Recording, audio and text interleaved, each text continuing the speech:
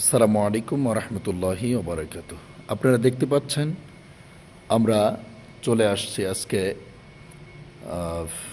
তায়েফের ভিতরে, যে তায়েফে আমার প্রিয় কলিজার টুকরা জনাবি মোহাম্মদ রসুল্লাহ সাল্লাল্লাহু আলাইহি ওয়াসাল্লামকে তায়েফবাসীরা পাথর নিক্ষেপ করেছিল। সেই তায়েফে এসে দেখতে পেলাম প্রিয় রসুলের একজন চাচা হজরতে ইবনে আব্বাস রাদিয়াল্লাহু তাআলা আনহু, যাকে বলা হয় রাইসুল মুফাসসিরিন, তার নামে একটি সুন্দর মসজিদ এখানে স্থাপিত তিনি করে গেছেন। এই মসজিদে আমরা ঢুকে পড়লাম একটু বরকত নেওয়ার জন্য, নফল ইবাদত করার উদ্দেশ্যে। প্রিয় ভাইয়েরা, মসজিদটি দেখলেই আপনারা বুঝতে পারবেন।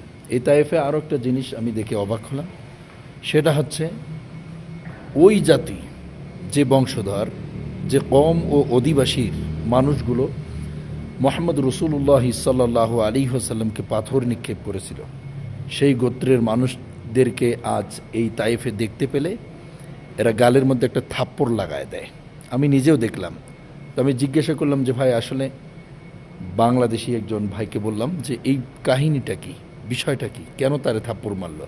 সে বলল যে রসুলুল্লাহর সুন্নাহ হিসাবে, এটা সুন্নাহ হিসাবে তাকে থাপ্পড় মারছে। তারা নবীজি মোহাম্মদ সাল্লাল্লাহু আলাইহি সাল্লামকে পাথর নিক্ষেপ করেছিল, এই জন্য সে প্রতিশোধ নিল। এটা একটা সুন্নাহ।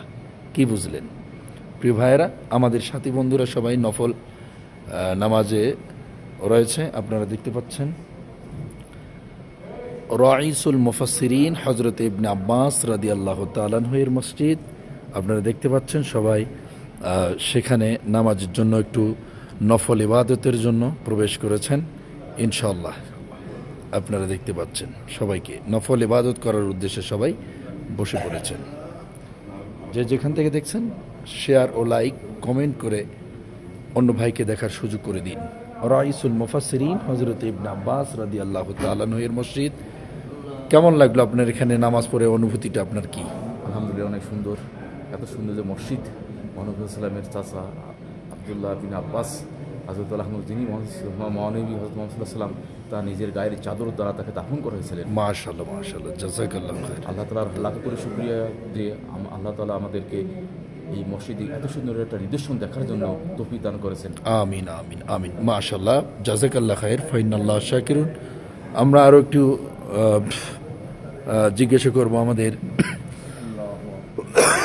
সাথী বন্ধুদের, তবে তার আগে একটু আপনাদেরকে ঘুরায় দেখাই সেই মসজিদটি, যে মসজিদে আপনারা দেখতে পাচ্ছেন যে বরকত পাওয়ার জন্য এই আশায় নফল ইবাদতে মানুষেরা মগ্ন হয়েছেন।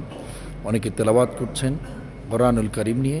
ইনশাআল্লাহ আপনারা না আসলে বুঝতে পারবেন না যে আসলে অনুভূতিটা কি হয়। আপনারা এখান থেকে দেখতে পারতেছেন যে আমাদের মুআল্লিম সাহেবও এখানে নামাজ পড়েছেন। এখানে নামাজ পড়ার পরে বা আসার পরে আপনার অনুভূতিটি কেমন হলো, কীরকম লাগতেছে?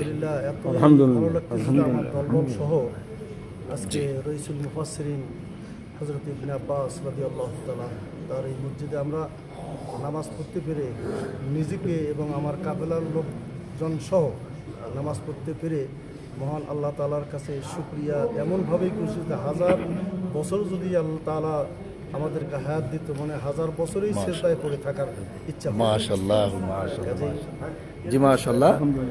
আমাদের আর এক সহপাঠী তাকেও জিজ্ঞাসা করছে, আসলে আপনাকে কেমন লাগলো হযরত ইবনে আব্বাস রাদিয়াল্লাহু তাআলা আনহুর মসজিদে আসার পরে? আসসালামু আলাইকুম ওয়া রাহমাতুল্লাহ। আসলে আমি অত্যন্ত আনন্দিত এবং মহান আল্লাহ তাআলার দরবারে শুকরিয়া জ্ঞাপন করছি কোরআনের একজন নবী খাদেম হিসেবে। মাশাআল্লাহ, আমাদের দেশে সবাই নামের সাথে মুফাসসিরে কোরআন লেখে। আসলে এই পৃথিবীর শ্রেষ্ঠ একজন মুফাসসির রাইসুল মুফাসসির আল্লামা হযরত আব্দুল্লাহ ইবনে আব্বাস রাদিয়াল্লাহু তাআলা ইনশাআল্লাহ তার এই মসজিদে এসে যে একটা ভয়েস নেওয়া দরকার এবং তাফসির আসলে কীভাবে করা যায় এবং কীভাবে তাফসির করা উচিত, তাফসির করার যে নিয়মাবলী হযরত আব্দুল্লাহ ইবনে আব্বাস রাদিয়াল্লাহু তাআলা আনহু মানে বর্ণিত যে তাফসির, এগুলো আসলে এখানে আসলে সেই বিষয়গুলো সম্পর্কে সম্যক ধারণা হবে। প্রত্যেক মুফাসসিরে কোরআন রেখে জীবনে তিনি আবিধান ব্যাখ্যা করেছেন, জীবনে তাফসিরে একবার লিখেছেন। হলেও এই জায়গাগুলো ঘুরে যাওয়া দরকার। মাশাআল্লাহ, আমি মাশাআল্লাহ। দোয়া করি আসলে আল্লাহ তাআলা আমাদের দেশের সমস্ত উলামায়ে ইকরামদেরকে জীবনে একবার হলেও এরকম আশা প্রয়োজন। জায়গায় আসার তৌফিক দান করুক। আল্লাহুম্মা আমিন, আমিন। আমিন, আমিন। সকলের আশা দরকার। প্রিয় ভাইয়েরা, আপনাদের বিগত সময়ের আপডেটটা আপনাদেরকে জানাই।